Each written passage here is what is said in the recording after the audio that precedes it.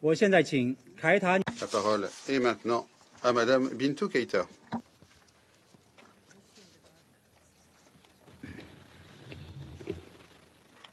Monsieur le Président, distingués membres du Conseil de sécurité, Madame la ministre d'État, ministre des Affaires étrangères de la République démocratique du Congo, Thérèse Kaikomba-Wagner, le représentant permanent de la République du Rwanda, Ernest Ramucho, le représentant permanent de la République d'Angola, chers collègues Wangsha, envoyé spécial du secrétaire général pour la région des Grands Lacs, et tous les autres membres permanents, tous les autres ambassadeurs qui ont rejoint pour cette session. Je vous remercie d'avoir convoqué une autre session urgente du Conseil relative aux récents développements dans l'Est de la République démocratique du Congo et la nécessité de trouver une voie de sortie d'une crise qui représente une menace claire pour la paix et la stabilité de la région des Grands Lacs. Cette session se tient dans un contexte marqué notamment par la nomination du nouveau président de l'Union africaine lors du sommet du 15 février. Je tiens à féliciter Son Excellence le président de l'Angola, João Lourenço, médiateur de l'Union africaine dans le cadre du processus de Luanda. Je souhaite que son mandat soit marqué par le silence définitif des armes sur le continent. En dépit des multiples appels internationaux à un cessez-le-feu et à la cessation des offensives, le M23, soutenu par l'armée rwandaise, a continué sa progression dans les provinces du Nord Kivu et Sud Kivu.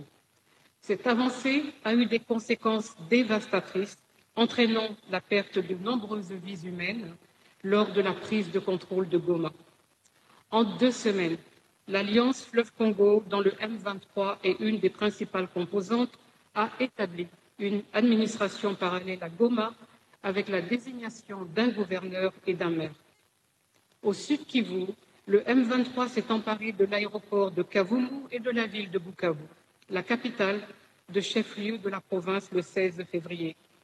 Le M23 a depuis continué son avancée et s'est emparé hier de la ville de Kamanyola, qui est à la hauteur du point de jonction des 3 frontières entre la République démocratique du Congo, le Rwanda et le Burundi.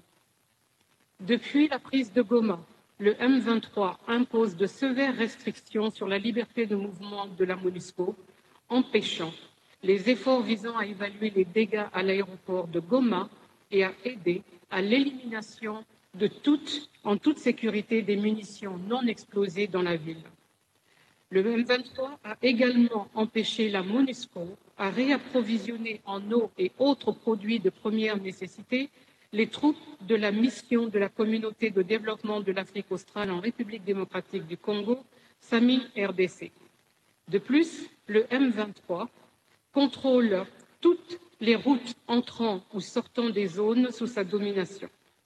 Cela pose de sérieux défis au personnel civil et en uniforme de la MONUSCO pour les rotations essentielles à la mise en œuvre de son mandat, dont la priorité est la protection de la population civile.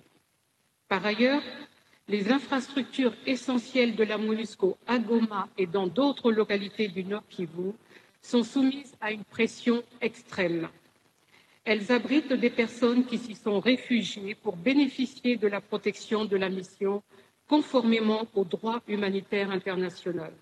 Cependant, ces installations n'ont jamais été conçues ni équipées pour héberger un grand nombre de personnes sur une longue durée.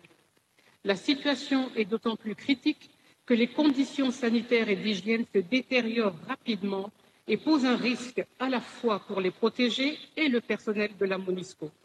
Cette problématique alimente la désinformation et est utilisée afin d'amplifier les sentiments anti-MONUSCO. Monsieur le Président, la situation des droits humains dans le Nord et le Sud Kivu s'est considérablement détériorée. Outre les cas de décès dus au combat entre M23 et les forces de sécurité de la République démocratique du Congo, la MONUSCO a également documenté des cas de recrutement forcé. On observe encore des mouvements continus des personnes déplacées autour de Goma.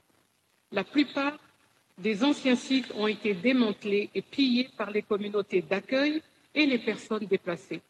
Celles-ci se dirigent soit vers leur zone d'origine, soit vers de nouveaux centres collectifs autour de Goma. Même si des incertitudes demeurent quant aux circonstances exactes de ces déplacements secondaires, les conditions d'un retour sûr, volontaire, informé et digne, en conformité avec les principes internationaux, pourraient ne pas être garanties. De plus, nous avons enregistré de multiples perquisitions d'hôpitaux et de maisons par le M23 à la recherche de soldats et de civils perçus comme opposés au groupe. Le Bureau conjoint des Nations unies aux droits de l'homme reçoit quotidiennement des demandes de protection individuelle émanant de divers acteurs sociaux, y compris des défenseurs des droits humains. Ces derniers se trouvent souvent confrontés à des menaces et à des risques de représailles du M23 dans les zones sous son contrôle. Monsieur le Président, l'offensive du M23 dans le nord et le sud Kivu a aggravé la vulnérabilité des femmes et des filles face aux violences sexuelles liées au conflit et des déplacements de masse. L'afflux de combattants et de prisonniers et la prolifération des armes ont nettement aggravé ce risque. Par ailleurs, les contraintes logistiques et sécuritaires continuent à mettre à mal la capacité de l'ONU de vérifier les cas signalés. Au sud Kivu, les combats dans les hauts plateaux ont fait de nombreux blessés. Les biens médicaux doivent être transportés vers Uvira afin que l'on puisse aider les blessés.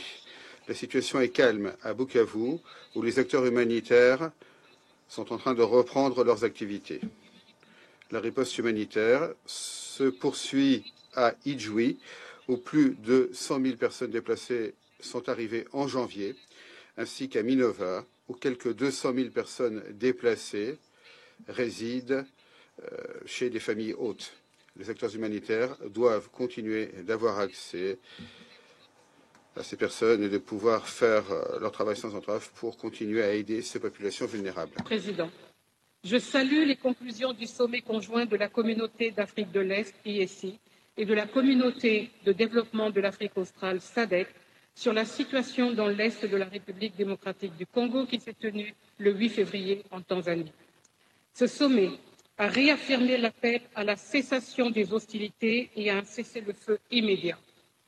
Le sommet a également insisté sur la reprise des négociations directes et du dialogue avec toutes les parties étatiques et non étatiques, y compris le M23, dans le cadre des processus de Luanda et de Nairobi. Il a en outre réaffirmé la demande de neutralisation des FDLA et le retrait des troupes rwandaises du sol congolais.